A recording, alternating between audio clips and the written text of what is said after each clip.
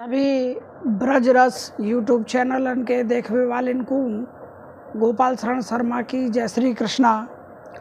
पिछले वीडियो में हमने आपको प्राचीन वृंदावन के विषय में बताया हो बातें। पहले हम वृंदावन के बारे में बात कर रहे थे।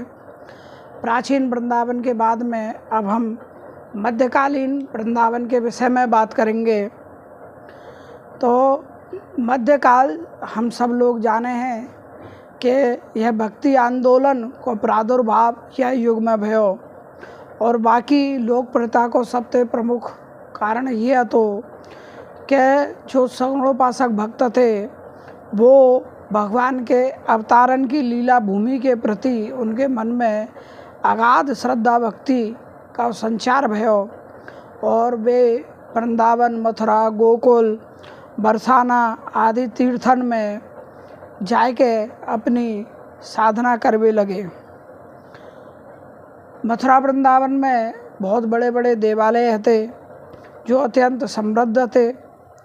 महमूद गजनबी ने 1018-19 में मथुरा पर आक्रमण किया।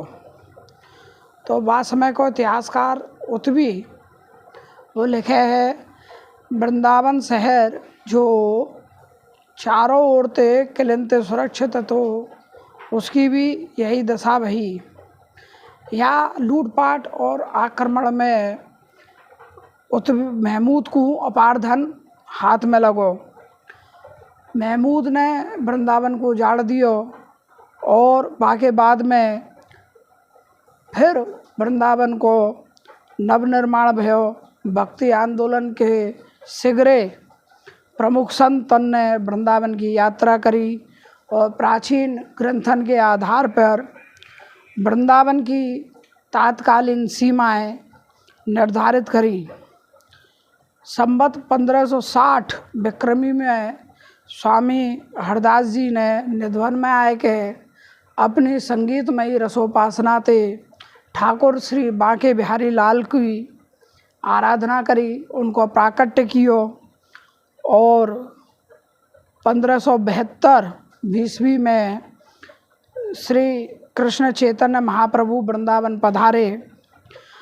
वे ब्रज की यात्रा करके पुनः जगन्नाथ धाम चले गए और उनके पीछे थे उनने अपने 6 गोस्वामी को यहाँ भेजो, जिनमें सनातन गोस्वामी, रूप गोस्वामी, जीव गोस्वामी, रघुनाथ गोस्वामी, रघुनाथ भट्ट गोस्वामी इत्यादि जो है आए और उनने वृंदावन के 7 देवालयन की स्थापना करी, जिनमें मदन मोहन जी, गोविंद देव जी, राधा दामोदर, राधा रमण जी, राधा श्याम सुंदर मंदिर, गोकुलानंद मंदिर इत्यादि इत्यादि प्रमुख हैं।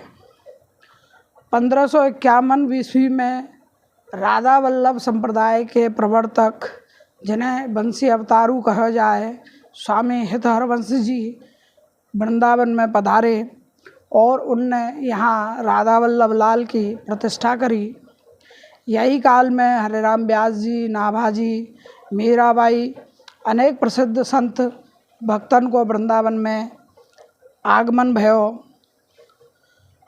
वृंदावन के प्रमुख वैष्णव संप्रदायन में हरदासी संप्रदाय, राधा वल्लभ संप्रदाय इत्यादि हैं और वृंदावन एक बार पुनः भक्ति को सबसे प्रमुख केंद्र बन गयो।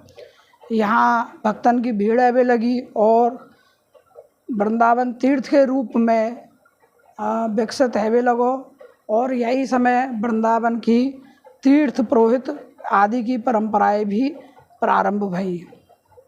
ऐसा कहा जाए कि जो स्वामी हरदास जी है उनको एक शिष्य हो तानसेन, जो अकबर के दरबार को दरबारी कवि, दरबारी संगीतज्ञ हो।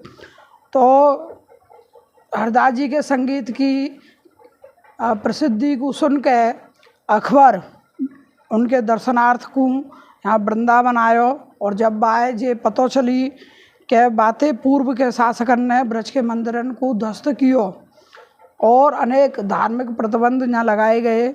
तो सम्राट अकबर ने सारे धार्मिक प्रतिबंधन को हटायो और मंदिर निर्माण की पुनः अनुमति प्रदान करी। या युग में भव्य मंदिर निर्माण की एक श्रृंखला प्रारंभ हुई और मंदिर निर्माण के कार्य देश विदेश के अनेक कारीगर यहाँ आए और यहाँ मोहल्ला बसने लगे। अब धीरे धीरे व्यापारी कारीगर सबन की बस्ती यहाँ बनने लगी, हाट बाजारू बसने लगे और वृंदावन को एक प्रकार से कहें तो नगरीकरण प्रारंभ है गयो।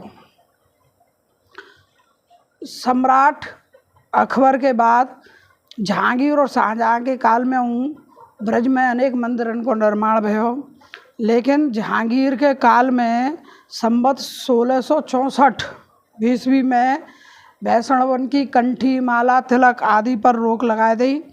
बाद में 1677 ईस्वी में यह आज्ञा वापस ले ली गई। औरंगजेब के शासनकाल में औरंगजेब बहुत कट्टर बादशाह हो, तो वाने हिंदुओं के प्रति वो घृणा और अनुदारता का भाव रखते हो, तो वाने औरंगजेब ने देश भर के प्रसिद्ध मंदिरों को तोड़वायो। वृंदावन के प्रसिद्ध मंदिर गोविंद देव जी, मदन मोहन जी, गोपीनाथ जी, जुगल किशोर जी और इन सब मंदिरों को वाने जो है तोड़वे की आज्ञा दी और यहाँ के जो विग्रह थे वो सब सेवायतन ने राजे रजवाड़े में भिजवा दिए हो गए, जाते उनकी रक्षा हो सके और वे खंडित है वे थे बच जाएं। औरंगजेब के बाद में नादिर शाह, अहमद शाह अब्दाली इन सबन को आक्रमण भयो।